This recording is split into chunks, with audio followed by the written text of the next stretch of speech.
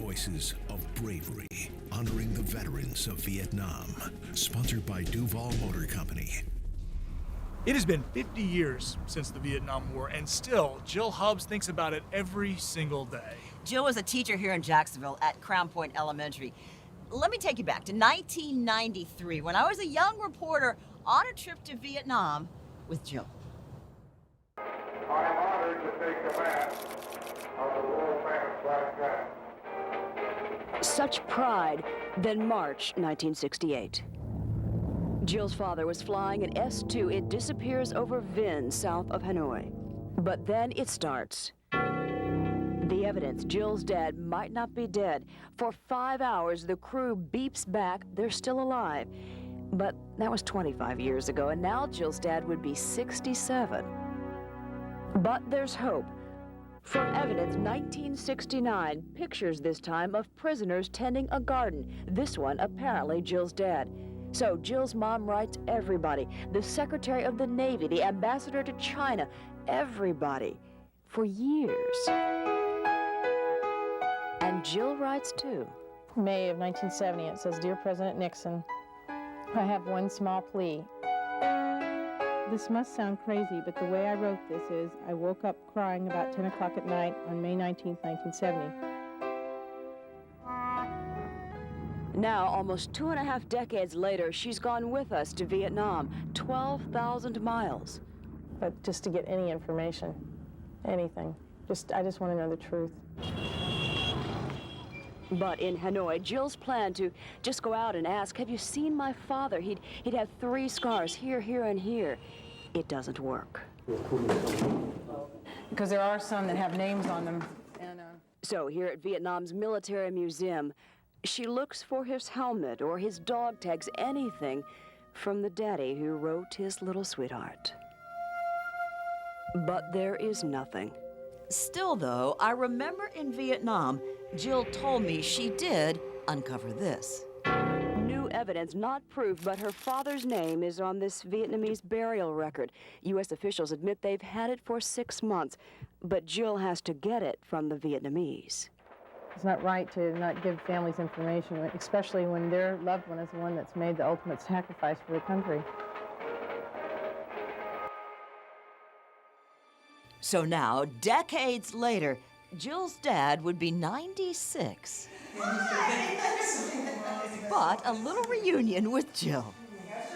Years. 30. Has it been 30 years? And turns out, He was my fishing buddy. she is still trying to solve the mystery of her dad. People say, you need to give this up, let it go. But my answer to that is, you don't understand unless you've been there. I love my dad, and, it's important to me to know what happened. So that man in the picture at the POW camp, did that turn out to be your dad? It could never be positively, proven one way or the other. But her quest for proof, just tenacious. You've been to the White House. Twice now, yes. And she told them. I'd like some answers. I want an underwater search. Jill says our government is diving in the Gulf of Tonkin, but it is not enough. 1,000 remains identified since the war, but still 1,500 unaccounted for, MIA. And something else we can't ignore. I remember that. I've thought about that moment for so many years. And that moment takes us back to 1993 and our trip to Vietnam. Her sons, 1 killed, 1 MIA, missing in action. And I ask her to tell us more about her son. We get to know, describe. Yeah. Oh, I'm so sorry. They're hard, the tears, but you're about to watch something for the first time. This picture Jill Hubbs has brought from Jacksonville to Vietnam. Please tell her that my father is also missing from the Vietnam War. How old is he? He was 42 years old.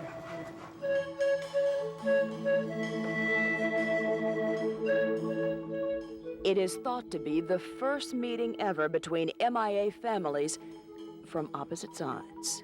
Will you tell her that I would like to give her this picture of my father? Thank you.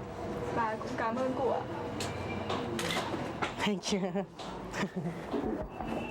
Thank you. But that's not all. Now, look at this. 2 burned every day for her 2 sons. But now she cries out for 3.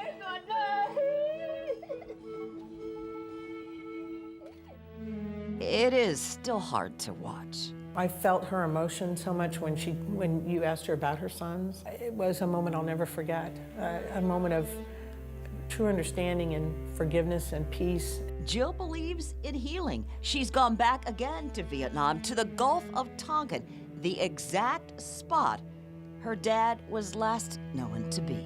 I took a wreath that I had made with his picture that I had laminated. And no, she's not quitting. She's still pushing to find out about her dad. But in that boat, for a few minutes, back in Vietnam. Said a little prayer and I just put it in the water and let it go.